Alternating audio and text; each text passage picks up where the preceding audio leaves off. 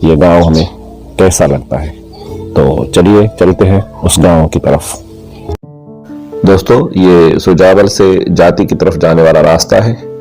हम सुजावल से निकले हैं, अभी जाति की तरफ जा रहे हैं, फिर उस गांव में चलेंगे।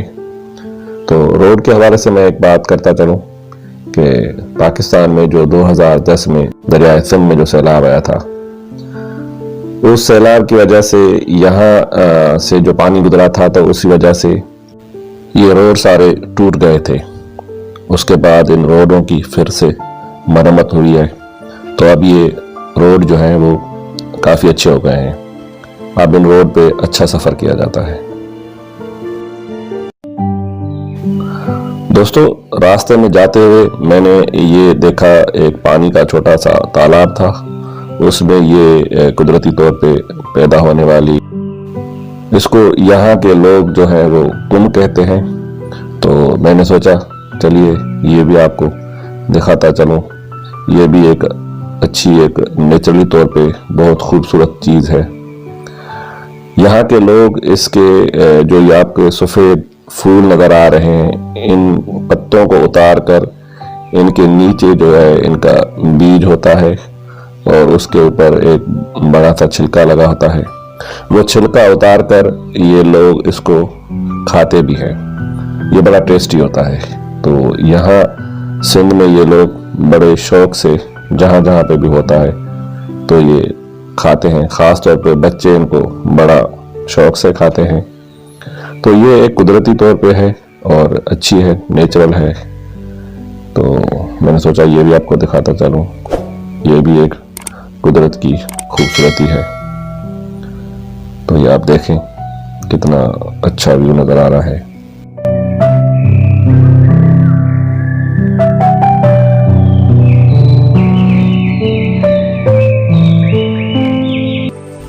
हम फिर अपनी मंजिल की तरफ रवाना दवा हैं।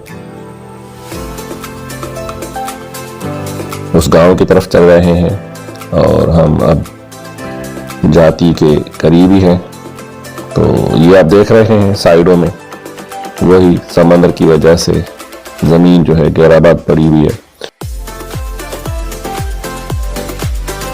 ये जाति शहर के पास से ही गुजरने वाली नहर है जो आपको नजर आ रही है। इसका व्यू भी बहुत खूबसूरत है, देखें कितना अच्छा है। तो मैंने सोचा ये भी आपको जाते हुए दिखाता चलूं।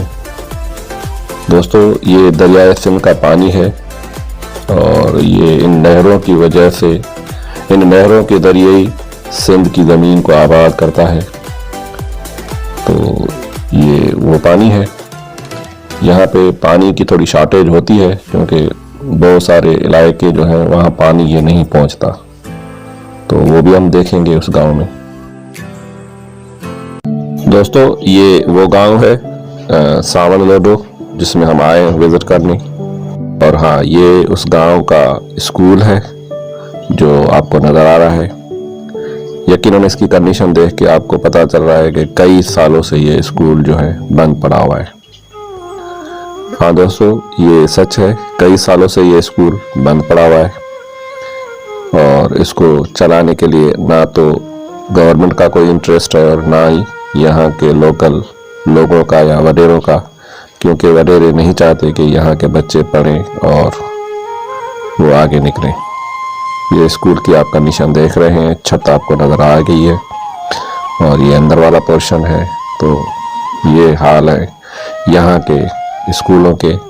अक्सर गांव में ऐसे ही स्कूल बंद पड़े हुए हैं कई सालों से और ये इस गांव के बच्चे हैं जो आपको नज़र आ रहे हैं और ये कह रहे हैं कि हमने आज तक स्कूल का मुंह नहीं देखा। दोस्तों, ये गांव की एक मस्जिद है जो लोगों ने बनाई है। कच्ची मस्जिद है लेकिन अच्छी है, खूबसूरत है।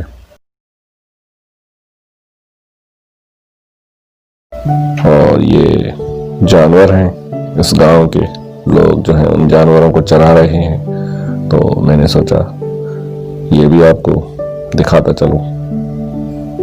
यहाँ पे भेड़ बकरियां और गाय जो है ज़्यादातर होती है, भैंस कम होती है क्योंकि पानी की शॉर्टेज की वजह से ये लोग भैंस नहीं रखते। ये उस गांव की कच्ची गली है।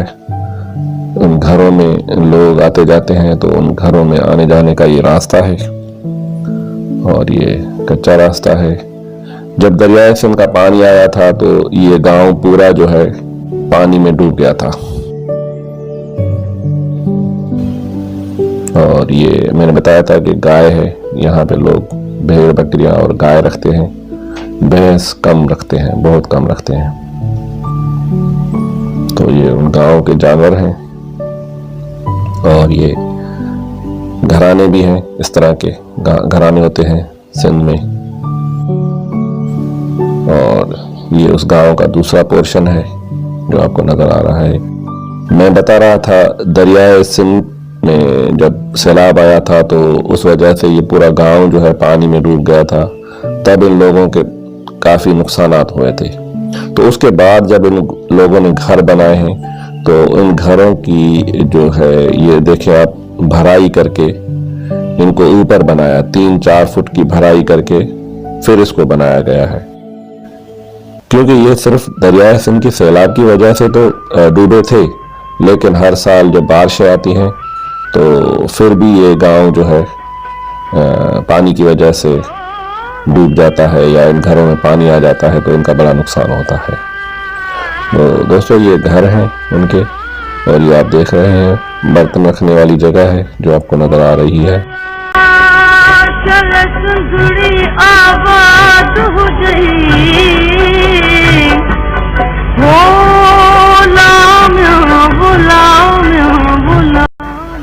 और ये आपको दिखा दूं कि ये पानी रखने की जगह भी है। यहाँ पे ये लोग पानी रखने के लिए इस तरह से कच्ची मिट्टी के बनाते हैं और इसको छांव में रखते हैं और बर्तन को भी इसको ऊपर रखते हैं।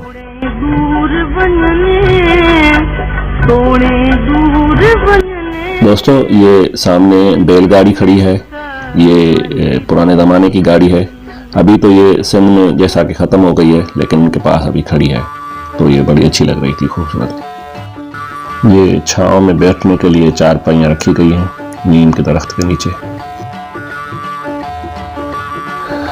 और इन लोगों के जो किचन होते हैं वो भी इस तरह के होते हैं, कच्चे, और घर तो यकीनन कच्चे ही होते हैं।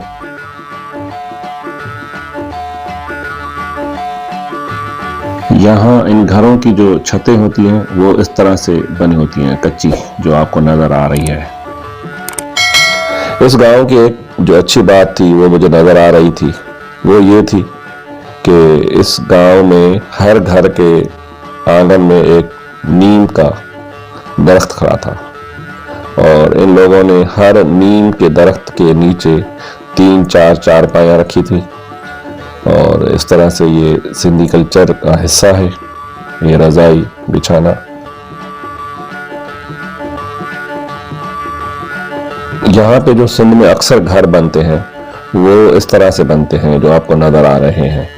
बीच वाला हिस्सा ऊपर होता है और दोनों साइडें जो हैं नीचे होती हैं। वो इसलिए ताकि बारिश वगैरह जब भी पड़े तो वो आसानी से उनका पानी नीचे आ जाए और पानी अंदर घरों के अंदर न जाए, ताकि अंदर का नुकसान न करें। तो यहाँ पे अक्सर ये घर जो है वो इस तरह से बनाते हैं। सिंध में तकरीबन इस तरह से ही घर बनते हैं और कच्चे मकान होते हैं यकीनन, लेकिन बहुत खूबसूरत और बहुत मेहनत से बनते हैं। और ये वही पानी वाला सिस्टम, बर्तन वाला सिस्टम सेम है। ये तकरीबन हर गांव में इस तरह से होता है। इस गांव में तो हर घर के सामने ऐसे ही है और यहाँ पे पानी के आप देख रहे हैं मिट्टी के बर्तन ही इस्तेमाल होते हैं। तो ये है गांव जो आपको नजर आ रहा है, देख रहे हैं आप इस गांव को।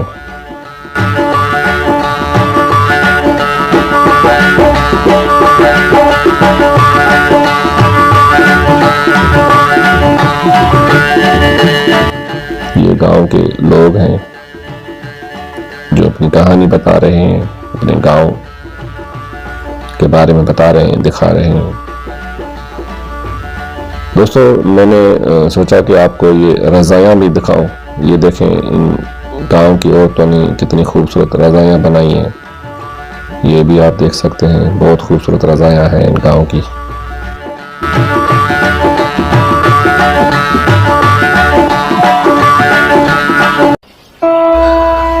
दोस्तों, यहाँ मैंने बताया था पानी की शॉर्टेज की वजह से ये लोग जो हैं फसल इनके जो है वो अच्छे नहीं होते हैं, बड़ी परेशानी होती है। ये आप देख लें, इनकी ज़मीन है, पानी ना होने की वजह से ना तो इसमें कोई अच्छा सा फसल है और ना इनकी पैदावार अच्छी होती है। इस वजह से ये लोग काफ़ी परेशान रहते हैं। इनके जो ज़िंदगी का गुजर सफ़र है वो बड़ा मुश्किल हो जाता है, तो क्योंकि पानी नहीं है। दरियाए तिल में यहाँ ये बिल्कुल एंड वाला एरिया है, तो यहाँ पानी का बड़ा मसला है।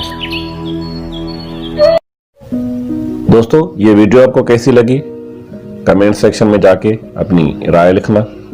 और हाँ, आप अगर नए हैं तो मेरे इस YouTube चैनल को सब्सक्राइब कीजिए, और ये वीडियो आपको अच्छी लगी है तो इसको लाइक कीजिए और अपने दोस्तों के साथ शेयर कीजिए। Thank you.